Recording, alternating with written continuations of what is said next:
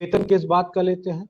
और सरकारी शराब से जब लोग मरना शुरू करें, लेकिन मनोज तब यादव फिर जी, कहीं ना कहीं संशय आप और कह रहे हैं कि अधिक हम बढ़। नहीं मानते। मनोज यादव जी, आप कह रहे हैं कि हम नहीं मानते कि सरकार इससे ये करा रही होगी, लेकिन आप तो ये मानेंगे कि बिकरू कांड जो हुआ था उस समय भी तो शराब माफिया पर ही एक्शन लेने के लिए पुलिस पहुंची थी, उनको ही गिरफ्तार करने पहुंची थी। फरवरी की तो बात है।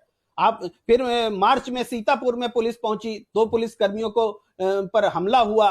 तो पुलिस पर हमला हो जाता है, शराब माफिया हमला कर देते हैं। आखिर कौन संरक्षण दे रहा है कि पुलिस को भी बचाव नहीं कर पा रही है सरकार?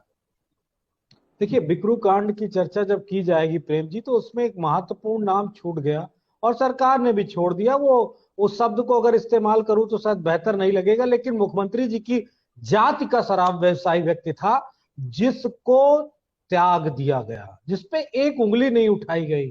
वो उनका पार्टनर था। जो हमारे दुबे जी अभी इस दुनिया में तो नहीं है, आप उस नाम को उन्हीं का बता पार्टनर पाएंगे था। कि आपको भी कानपुर संकोच है देहात का वो नाम व्यक्ति बताने था। में? आपको भी वो नाम बोलने में संकोच है? नहीं नहीं, हमें कोई संकोच नहीं।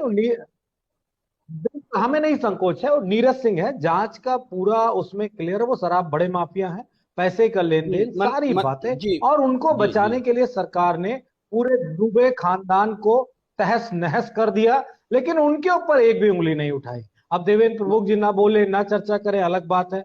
और इसी तरह एक और घटना मैं आपको बताऊं, सरकार जिसको चाहती है उसी में एक खुशी दुबे भी तो थी।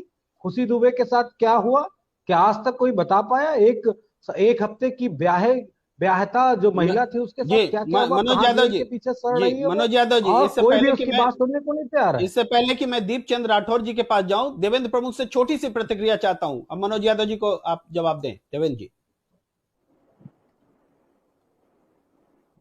देखिए सर, बिल्कुल कहा मनोज जी ने भी, उनका भी एक अधिकार है कि सरकार पे उंगली उठाना। मैं ये कहता हूं कि भिखू कांड जो था जिस तरीके से हुआ सारे देश को पता है। हम प्रदेश की बात नहीं कर रहे, पूरा प्रशासन अमला के साथ साथ पूरे देश का मीडिया था। उंगली उठाने से कुछ नहीं होता इसमें, कि कहीं से कहीं तक इसमें अब सरकार को माननीय मुख्यमंत्री जी तक का नाम लेने से कुछ इससे कोई बड़ा काम थोड़ी हो जाएगा। कहीं अगर इसमें आप चलिए साबित कर सकते चलिए हैं, कोई आपके पास देवेंद्र जी, प्रूफ है, तो चलिए आप इसको देवेंद्र जी, ओपन होकर चैनल्स आ, के माध्यम से जिक्र कर दें। बिल्कुल चलिए निश्चित ही इसमें देवेंद्र जी, आपका अधिकार है।